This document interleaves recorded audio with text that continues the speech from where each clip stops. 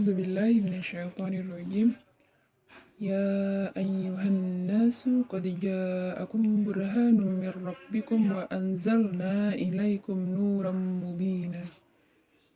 Hai manusia, sesungguhnya telah datang kepadamu bukti kebenaran dari Tuhanmu, yaitu Muhammad dengan mukjizatnya, dan telah kami turunkan kepadamu cahaya yang terang benderang, yaitu Al-Quran.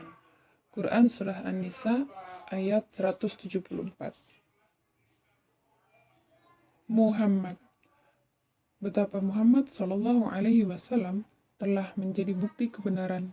Beliau dilahirkan yatim dan dibesarkan dalam keadaan miskin.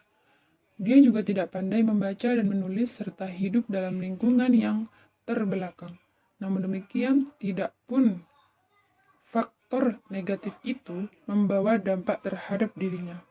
Bahkan sebaliknya, beliau dinilai oleh banyak ahli dari berbagai disiplin ilmu dengan beraneka ragam macam tolak ukur sebagai manusia terbesar sepanjang sejarah kemanusiaan. Thomas dengan tolak ukur kepahlawanan, Markus dengan keberanian moral, Nazmiluk dengan metode pembuktian sejarah, Will Durant dengan hasil karya, dan Michael Hart dengan pengaruh yang ditinggalkannya. Kesemua ahli non-muslim ini dan masih banyak lagi lainnya, walaupun dengan tolak ukur yang berbeda-beda, berkesimpulan bahwa Nabi Muhammad SAW adalah manusia luar biasa. Namun demikian, beliau adalah orang yang sangat sederhana. Harta Nabi Muhammad yang paling mewah adalah sepasang alas kaki berwarna kuning yang merupakan hadiah dari Negus dari Abyssinia. Beliau tinggal di satu pondok kecil beratapkan jerami yang tingginya dapat dijangkau oleh seorang remaja. Kamar-kamarnya dipisahkan oleh batang-batang pohon yang direkat dengan lumpur bercampur kapur. Itu beliau sendiri yang menyalakan api, mengepel lantai, memerah susu, dan menjahit alas kakinya yang putus. Santapannya yang paling mewah, meskipun jarang dinikmati, adalah madu, susu, dan lengan kambing. Demikianlah keadaan beliau walaupun setelah menguasai seluruh jazirah Arabia. Kelakuan beliau secara umum tenang dan tentram. Beliau gagah berani, namun memiliki senyuman yang sangat memikat. Bahkan dalam hal-hal tertentu, beliau lebih pemalu daripada gadis-gadis pingitan. Kemampuan intelektual beliau tidak diragukan. Daya imajinasinya sangat tinggi dan ekspresinya sangat dalam. Beliau dikenal sebagai seniman bahasa di kalangan para sastrawan. Di atas semuanya, pengabdiannya kepada Tuhan serta keyakinan akan kehadirannya tidak pernah terabaikan.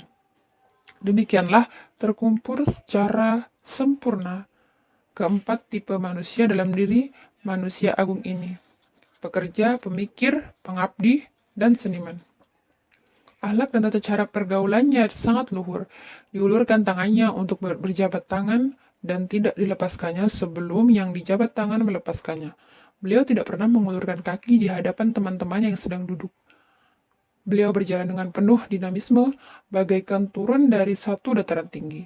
Beliau menoleh dengan seluruh badannya, menunjuk dengan seluruh jarinya, berbicara perlahan dengan menggunakan dialek mitra bicaranya sambil sesekali menggigit bibirnya, menggelengkan kepalanya, dan menepuk-nepuk dengan jari telunjuk ke telapak tangan kanannya. Cetusan yang paling buruk dalam percakapannya adalah, apa yang terjadi pada orang itu? Semoga dahinya berlumuran lumpur. Seorang muslim akan kagum kepada beliau dengan kekaguman berganda. Sekali waktu memandangnya dengan kacamata agama, dan di lain kali melihatnya dengan kacamata kemanusiaan. Mustahil rasanya mereka yang memberi kehidupan dan karakter manusia ini hanya sekadar kagum dan hormat kepadanya. Beliau adalah bukti kebenaran dari hakikat wujud yang maha benar, yaitu Allah. Semoga rahmat ilahi selalu tercurah kepada beliau. Amin, amin, ya rabbal alamin.